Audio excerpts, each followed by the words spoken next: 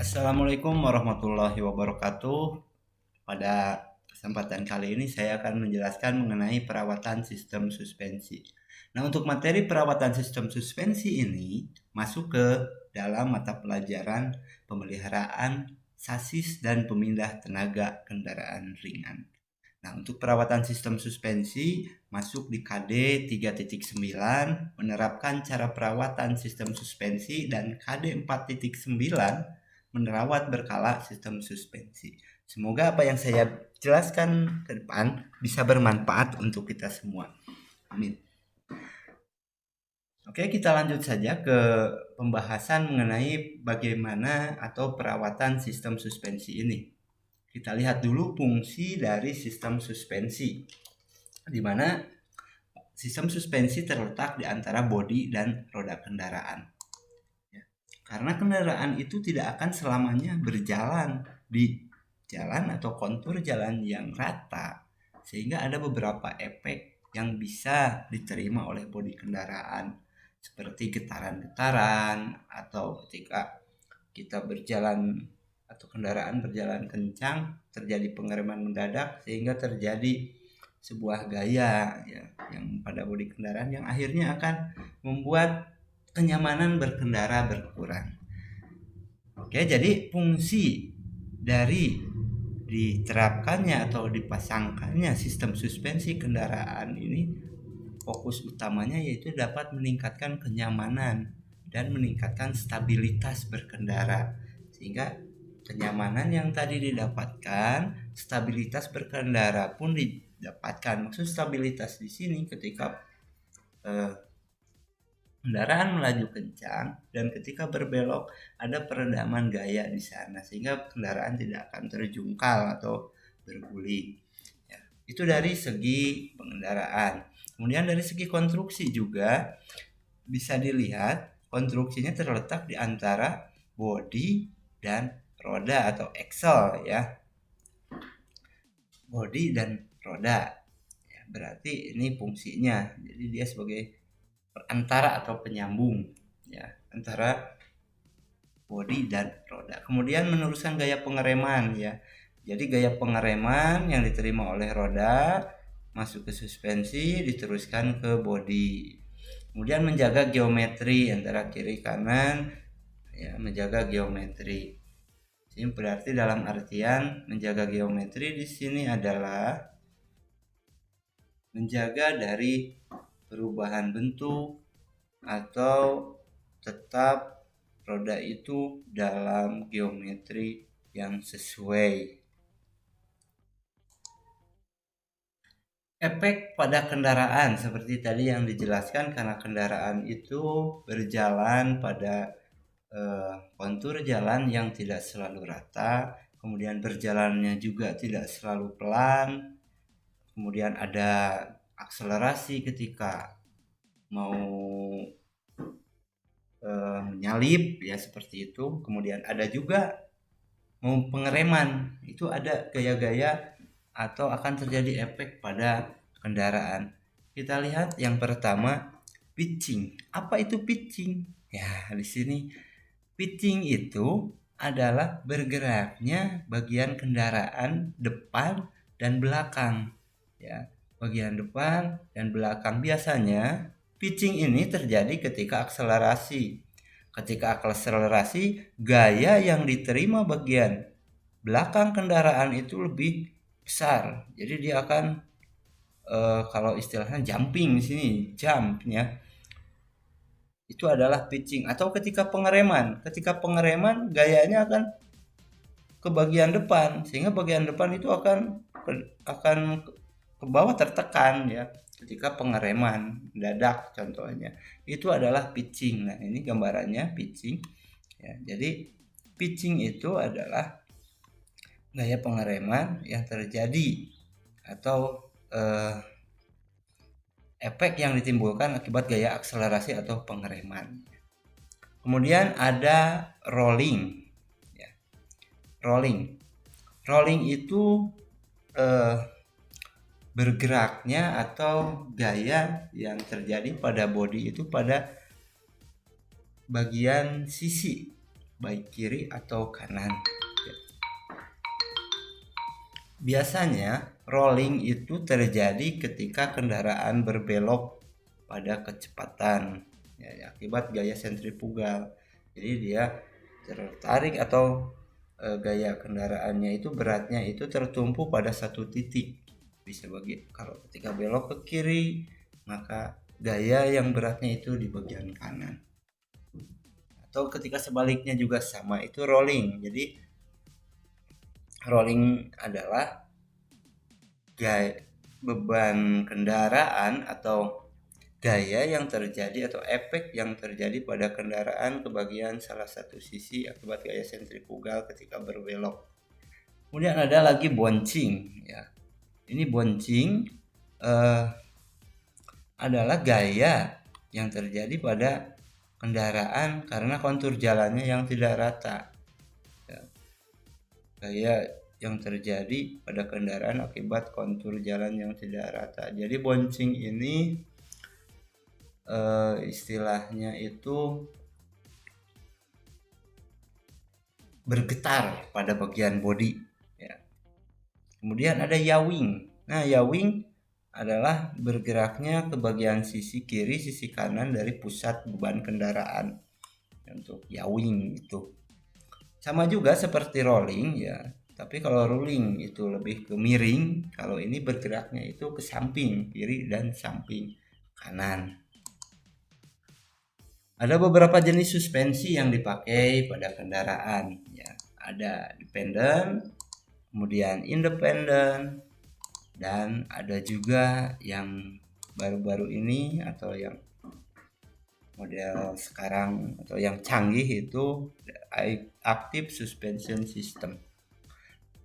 Kita bisa lihat perbedaannya di sini dari mulai dependent atau biasa kita sebut rigid, kemudian independent, dan suspension active atau active suspension system. Untuk dependent bisa dilihat, jadi posisi konstruksi dependent ini terletak pada satu poros. Jadi jika terjadi perbedaan ketinggian pada jalan, maka bodi juga akan ikut miring sesuai dengan kondisi tersebut. Jadi ini pada satu poros.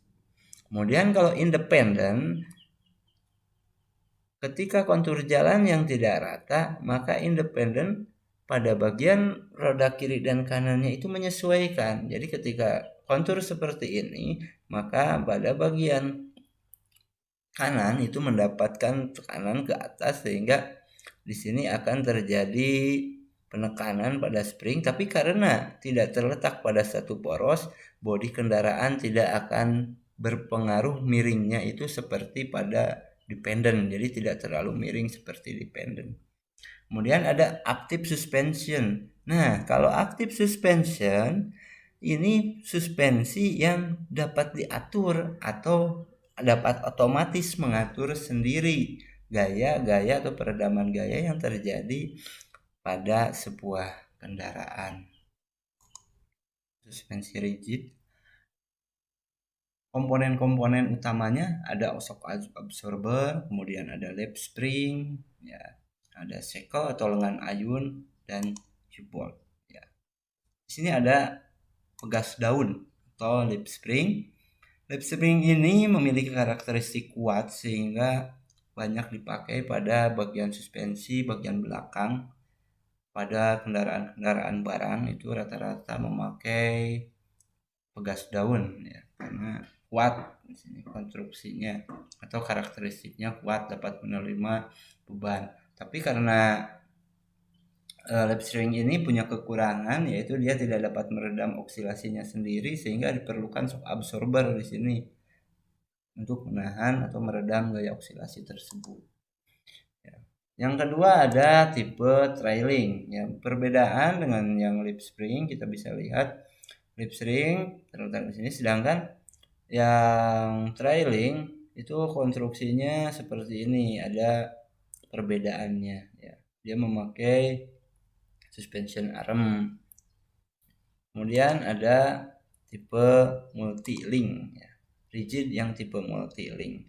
Ya, di sini ada lower control arm sama juga ya. Lower control arm dia memakai coil spring ya, jadi tidak memakai pegas daun tapi memakai coil spring, sama juga memakai shock absorber ya sebagai peredaman oksilasinya.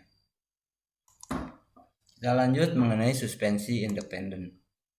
Suspensi independen itu berarti kan tadi terpisah ya, atau antara kiri dan kanan itu tidak dalam satu poros.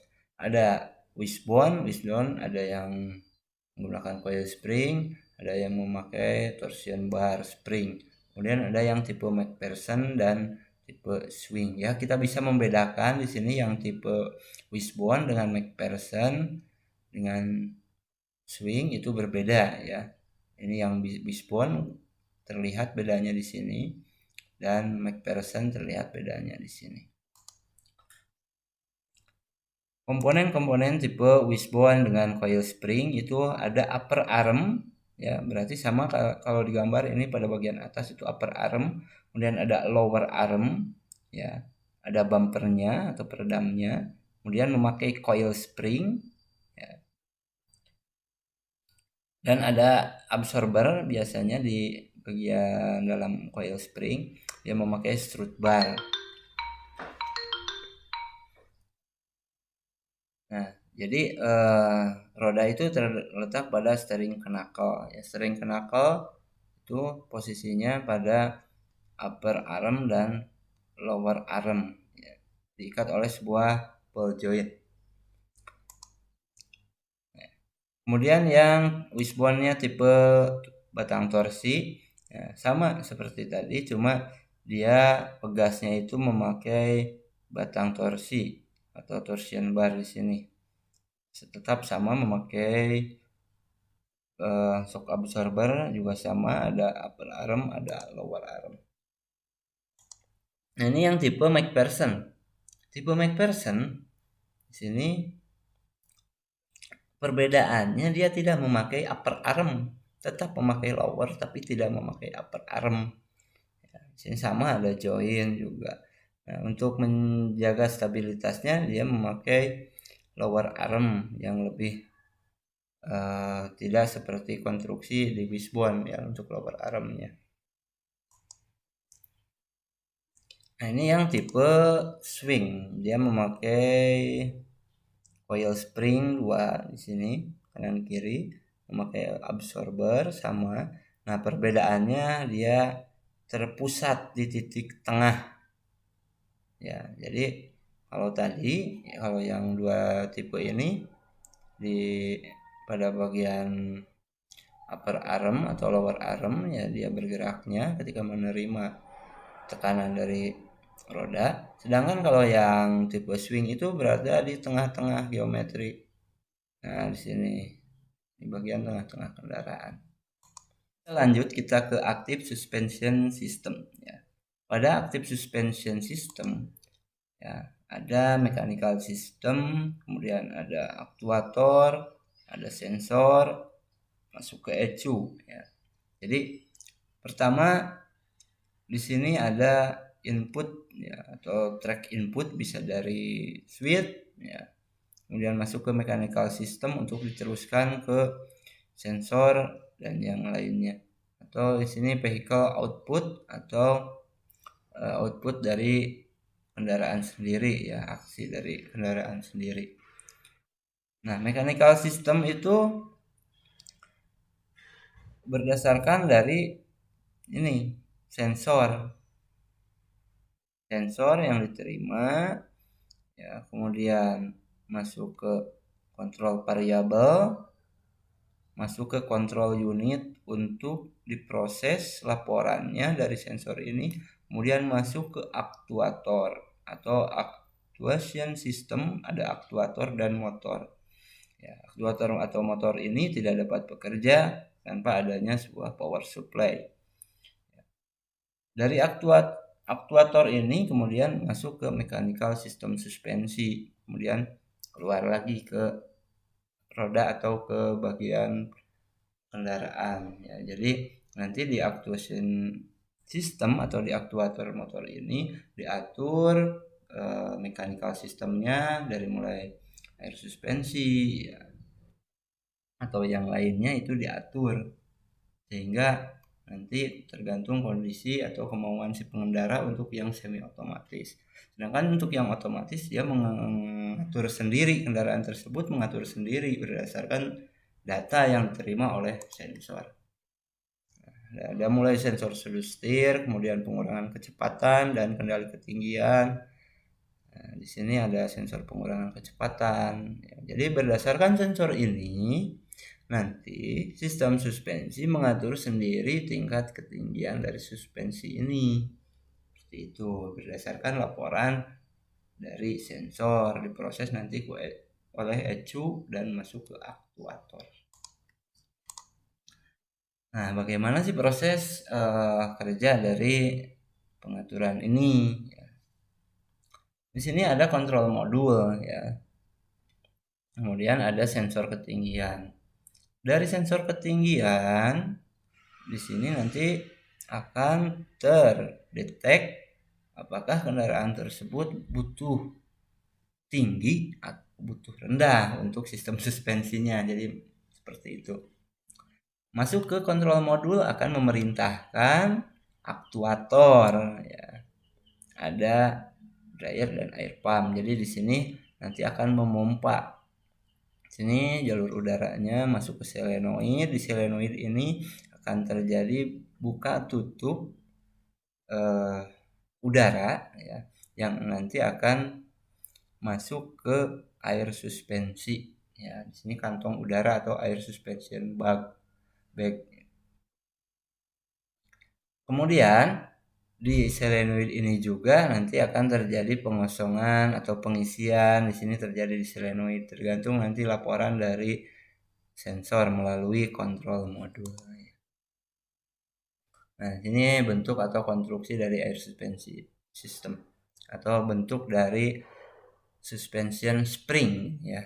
Jadi suspension spring ini akan naik dan turun otomatis sesuai dengan perintah dari sensor, atau bisa juga untuk yang semi sesuai dengan perintah dari pengendara melalui control switch, mungkin seperti itu.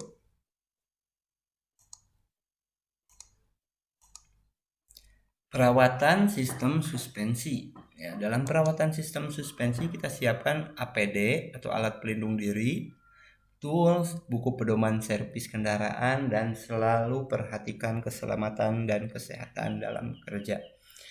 Jadi maksud tujuan dari perawatan sistem suspensi ini satu, untuk menjaga kondisi agar suspensi selalu tetap optimal kinerjanya. Yang kedua adalah menjaga umur suspensi agar bisa lebih tahan lama atau memperpanjang waktu pakai suspensi. Yang ketiga, untuk menjaga agar tidak terjadi kerusakan yang lebih besar di kemudian hari. Nah, pemeriksaan kondisi kinerja suspensi saat kendaraan berjalan, maksudnya merasakan kondisi suspensi pada saat berjalan.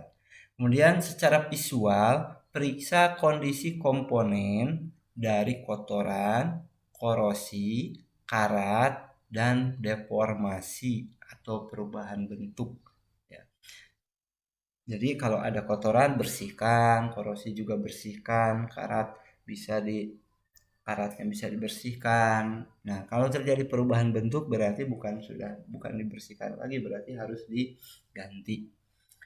Kemudian memberikan grease pada komponen join, kemudian rubber bushing, hanger, dan komponen yang bersinggungan agar di sini tidak terjadi keausan. Disarankan untuk pemberian grease ini menggunakan grease gun ya, atau special service tool itu grease gun, apalagi pada bagian ball joint. Memeriksa kondisi fisik juga momen pengencangan baut yang berhubungan dengan suspensi. Nah, pada bautnya periksa dengan menggunakan momen yang sesuai tertera di buku manual. Kemudian memeriksa secara visual kondisi dust cover dari kerusakan atau sobek. Nah, untuk dust cover ini kan melindungi dari kotoran-kotoran, diperiksa karetnya. Bisa plastik atau yang karetnya, itu periksa dari kemungkinan sobek. Periksa juga secara visual kondisi kerja pemegasan shock absorber. Jadi bisa dengan cara tempatkan kendaraan, kemudian kita bisa menekan bagian depannya, lihat apa yang terjadi pada kendaraan tersebut setelah terjadi penekanan. Apakah terjadi bouncing ya ataukah tidak gitu, atau terjadi bouncingnya lambat ataukah ketika dilepaskan itu langsung ke atas sekaligus atau tidak. Kemudian pada bagian belakang juga sama, tekan, kemudian perhatikan apa yang terjadi setelah dilepas penekanan tersebut. Bagian kiri kanan juga sama, lihat bagian kiri, bagian kanan apakah terjadi kemiringan di geometri bodi tersebut. Ya, mungkin itu penjelasan dari saya. Semoga apa yang sudah disampaikan itu bermanfaat bagi kita semua. Mohon maaf jika penjelasan saya ada yang tidak jelas atau yang kurang. Itu mohon masukan dan tanggapan dan koreksinya. Mungkin itu saja yang bisa saya sampaikan. Terima kasih sebelumnya. Wassalamualaikum warahmatullahi wabarakatuh.